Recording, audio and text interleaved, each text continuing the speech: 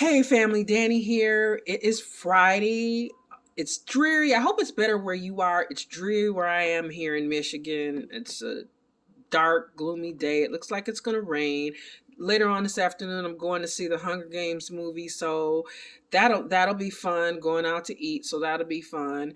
But today, right now, we are going to talk about Hatchet, all things Hatchet. We're going to talk about Hatchet Unstoppable Horror. This comic came out in 2020. And we're going to talk about the films. Now, why am I not doing the one that came out this year? If you're asking that in your head, well, I could not get it. I did not put it on my subscribe list at my local comic book store. Shout out to Comic City. I thought I could just walk in and get it. And it was not there. They didn't have it in any of the other stores. So I ordered this one. It looked good. All of them looked good. All the past ones and that one looked good. And this one was not a disappointment. It has 3 awesome stories: Grunch, Bloody Authentic, Honey Island Rumble. They're great. They all feature Victor Crowley, and we're going to talk about that. And we're also going to talk about the films. And what inspired me to do this? Well, I'm super stoked, can't even talk, about going to Astronomicon. This will be the 7th one. I have missed it all 6 times for various reasons. Not, just not important, but this time I said, you know what? I am not missing it. And Adam Green is going to be one of the people there. He is the writer, producer, director, actor. He does the whole Hitchcock thing in the Hatchet films. He appears in all of them in some shape or form. He's going to be there. Also, Tony Todd, who plays Reverend Zombie, Candyman himself, Final Destination films. He's done so much.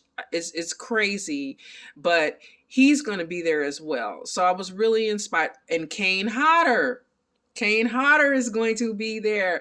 That's right, Jason himself, and also Thomas Crowley, aka, and also he portrays Hatchet. Victor. So it all kind of came together. And I love these films. I always have. They do something that a lot of films don't. I'm not a big fan of horror and comedy. Usually for me, it just doesn't work. It's usually too much of one. They don't know how to get that sweet spot and balance it. Hatchet balances it perfectly. It gives it all to you. Not only does it give you that, these films give you that, but they give you a pedigree, like a class, a master class of horror people. Like I said, we have Kane Hodder, who portrays Victor's father, and Hatchet Face, aka, and he also portrays Hatchet Face. We have Robert Englund. That's right. Freddy Krueger is here. We have Kane Hodder, aka Jason, is here. Danielle Harris, and I'm just going the cast in all of the films. All of these people weren't in the first one, but Danielle Harris of Halloween, the 4th and the 5th, and also she was in the Rob Zombie ones. Gosh, I'm just super excited, guys. I'm sorry. I'm just like stumbling over this because, just talking about it, I can't wait. Joshua Leonard, Blair Witch. Felissa Rose, who was in Sleepaway, Angela from Sleepaway Camp. Who else? Derek Mears, who also portrayed Jason. We actually get to see him and Kane Hodder go head to head. Dion Richmond, who was Bud from The Cosby Show, if you were old enough or you've seen the reruns to remember that. And I know I'm probably forgetting some people because, like I said, this cast was just phenomenal. Just all of these people. Oh, Caroline Williams from Texas Chainsaw Massacre 2. Zach Galligan from Gremlins. I mean, it's just a who's who of people here. And the kills. I mean, literally, the kills are BANANAS, bananas, to quote Kelly Kapoor from The Office. They are crazy. I mean, you literally have someone being choked by their intestines, pulled out of their skin, things done with arms that shouldn't be done with arms. I mean, a double chainsaw murder. These kills are awesome. You think Jason has awesome kills? Well, this film has some really, really great kills. Just crazy. And who is Victor Crowley? Like, what is the mythology of this story? Well, to tell you a little bit about this story, Kane Harder portrays Thomas Crowley, Victor's father. He and his wife, Cheyenne, live in a little cabin in Honey Island Swamp. And they live a peaceful life. Cheyenne has an illness, she's sick, and she has a nurse. Well, if you guess, you look ahead, some sparks fly between Thomas and this nurse, between Kane Harder and the nurse, and they begin an affair. Well, eventually one day, it appears that Cheyenne is gone. She passed away, and they have this embrace, and there's this lovely moment.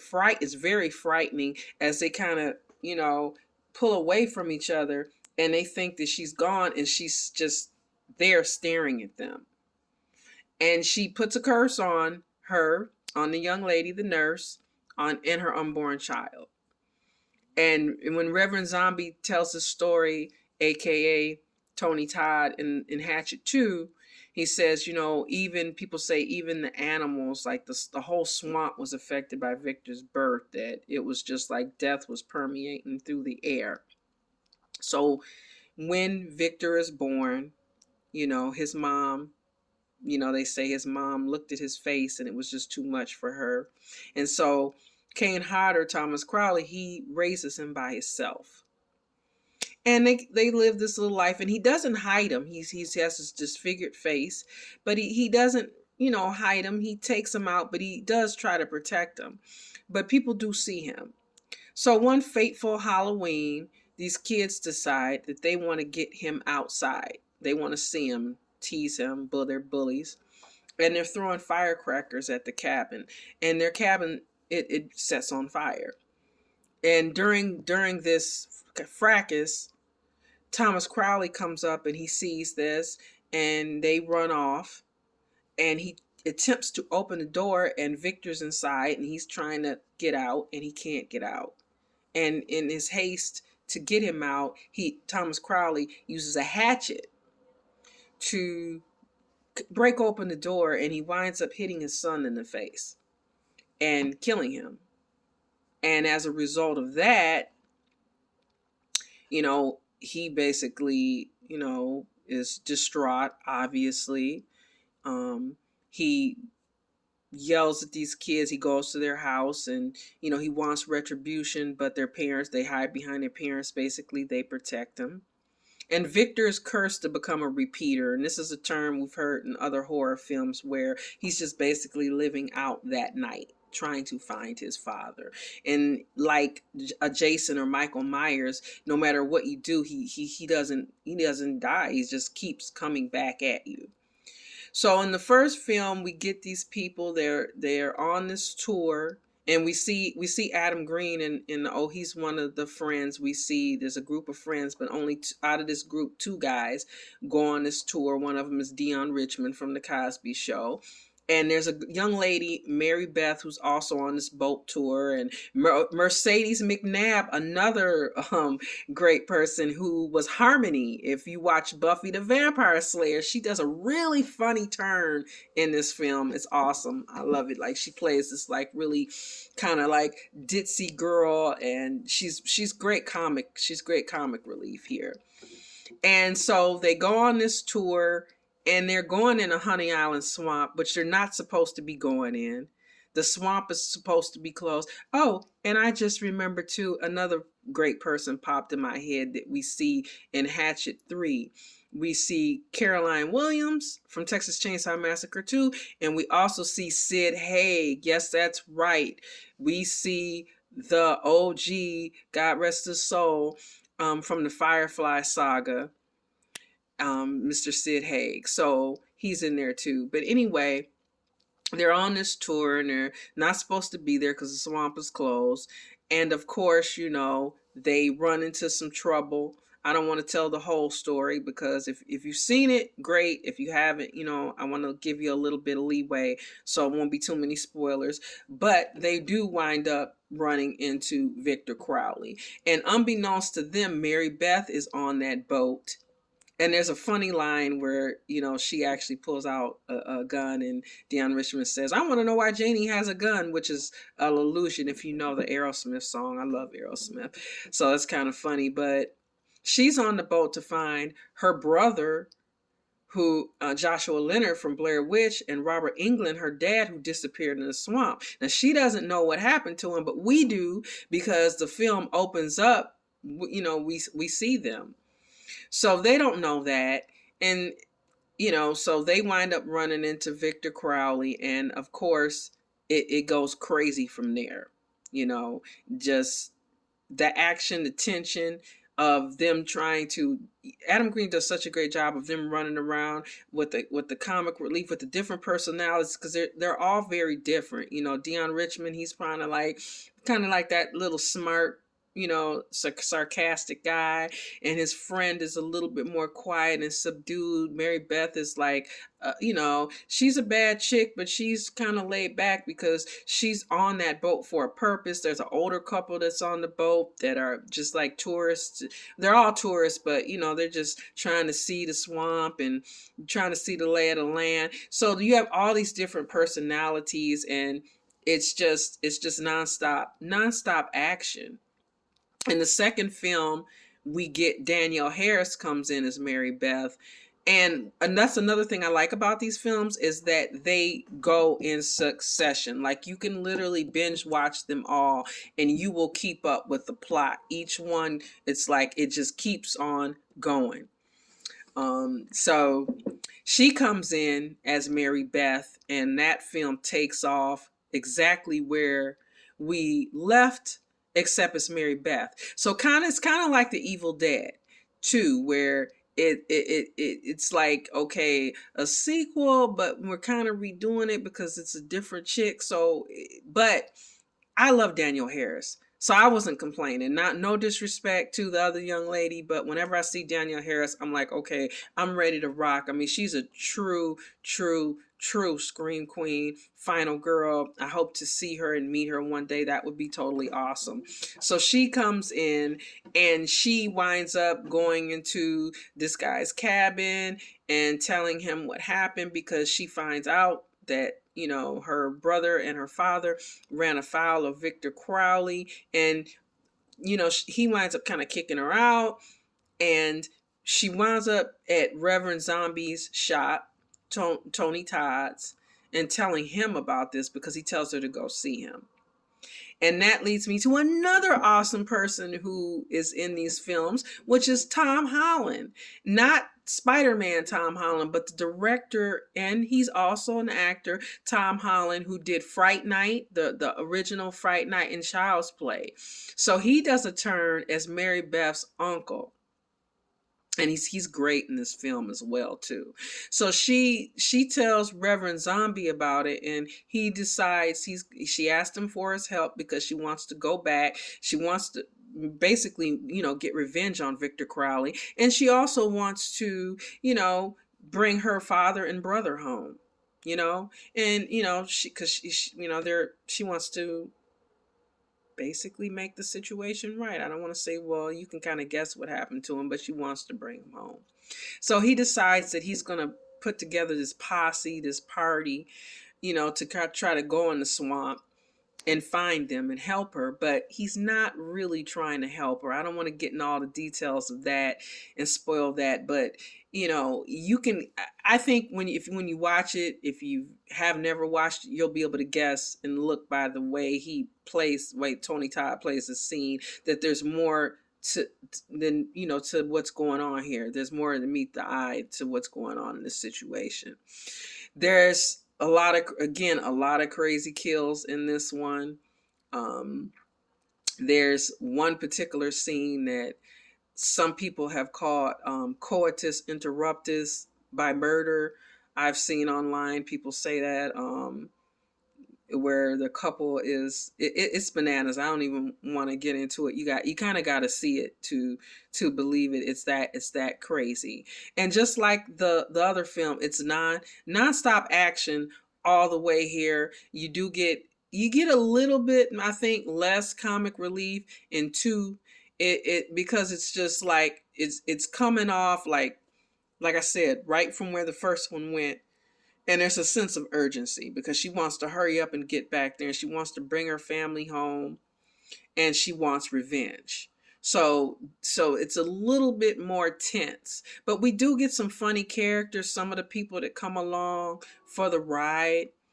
We find out more about Victor's backstory here, a little more information about him, who was involved in the fire. So we get more backstory here. And that's another thing. Adam Green does a great job at creating awesome mythology here. Very detailed, and you can tell he thought this out. It's not like, oh, okay, where'd that come from left field? Everything makes sense. There's this basically at the heart a tragic story, a very tragic story that resulted in this man becoming a monster.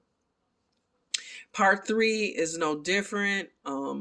It starts off right where part two left off. I don't really want to get too much into what happened because I don't want to spoil it for you guys. But we get Caroline Williams in this. We get Zach Galligan in this. Derek Mears comes in who portrayed Jason later in the reboot, and we actually get to see him and Kane Hodder go at it. So it's awesome, even though they're not, obviously dressed as Jason, but it's like we got two Jasons going head to head. So that just for that, it's awesome. And Sid Haig appears in this one. We get Sid Haig. So there's a lot. Again, it continues the story, and it adds. Each film adds to the lore. Finally, in Victor Crowley, we get one of the survivors coming back to the scene. He was actually the boat captain in the first film. Well, he was the boat captain, but he wasn't the boat captain. This is the boat captain's brother, but it's the same person. So, the same actor. So he's coming back. He wrote a book. He goes on his ex-wife's show. She's kind of like I don't know what to call her. A Wendy Williams type or something like that. Talk show host, kind of sarcastic, very irreverent, type of person. Definitely not an Oprah type, I would say, or Drew Barrymore type of talk show host. But she kind of grills them. People think that he had something to do with the murders. We also get Felissa Rose from Sleepaway Camp, Angela from Sleepaway Camp in this one. And so they go back to the scene. And it's kind of like, they're trying to see how he feels, and meanwhile, there are three people rather, who are making a film about this. A young up and coming filmmaker, and she's there with her friend and her boyfriend as well. And they wind up waking up Victor Crowley, with kind of like an incantation in this one. So we kind of have two things going on. We've got the guy flying out for the interview and going back to the scene, and then we've got this fledgling movie crew. Not really a crew, but they're trying to kind of drum up money for a film. They don't have anything solid, so she's trying to get her foot off the ground. And we also get some allusions to some of the previous characters. One character who was in the second one, his brother comes up and pops up in this film. So like I said, he's very meticulous about connecting everything together in these films. And again, we have when Felissa Rose, her scene where, like I said, things should not be done with arms, that something is done. That's all I'm going to say, but you got to see it. So are these movies worth watching? Yes, they are definitely worth watching. If you like comedy and horror that are perfectly mixed together in the pot, if you like great kills, you like nonstop action, and you like great acting, you really get to see a side of Kane Hodder that you probably thought, well, how would we know it existed? Because if we only seen him as Jason, we don't know, but we get to see, Kane Hodder hurt, emotional, going through it, having to deal with losing a wife, losing a son, losing a love, the mother of said son, and how that affected him. And then he also, like I said, he plays Hatchet. He actually plays Victor. So, there's two sides to that. And the way he moves and the way he portrays things is excellent, is awesome. You can't, I mean, he's bar none the best Jason. One of the biggest disappointments, I think, is that he did not play Jason in Jason Freddy versus Jason. That was a huge disappointment, and to this day I don't understand, but I know he doesn't understand either. He's talked about that. But let's flip it for a second and go to the comic. In the comic, we have three stories. We have Honey Island Rumble, which is the first story. And this story is about a reporter, a very overzealous reporter, I might add, who decides to go to Honey Island Swamp in search of Bigfoot. There's rumors that there's a Bigfoot there. And she finds that, she finds out that Bigfoot isn't the only scary thing in the swamp. And there's a lot of the illustrations are great in this. And she really, it's funny because it reminds me of a story, an episode on Black Mirror, another episode where we see the whole people who will do anything to get a story. They'll risk their lives. They'll literally do anything to make a story happen. And her, all the way to the end, this woman is like still trying to get that story. The second one is called Grunch. And in Grunch, we get a woman who's really having, the best way I can describe this is she is having a terrible, terrible, terrible day. I mean, this girl, her date, she's basically having a date from hell. And it just gets worse as time goes on. It doesn't work out for her. And she winds up meeting Victor Crowley as well. And so, yeah, it just goes straight to hell. And then the next story is called Bloody Authentic, where we get a very greedy couple, two people, who make the mistake of trying to make money off Victor Crowley. They decide that the girlfriend decides, well, we're going to get a hatchet and we're going to sell it and we're going to say it's Victor Crowley's hatchet and somebody will buy it and we'll get a lot of money for it. And they call someone, an auctioneer, and they go to Honey Island Swamp. He wants to go to authenticate it. And going to Victor Crowley's house is not a good idea. So once again, back again, things do not work out the way these individuals want them to. I'm just going to show you a little bit. The illustrations are great in these stories. That's Grunch.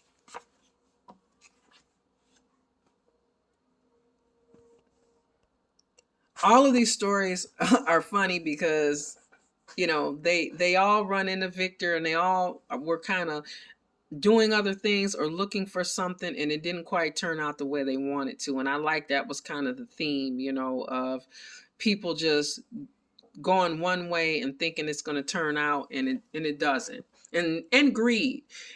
There's an overall message that we see a lot in real life about how the press and how they handle themselves and greed and money and how people will do anything to get money and to get materialistic things, including risk their lives and going someplace that is very dangerous and doing dangerous things. So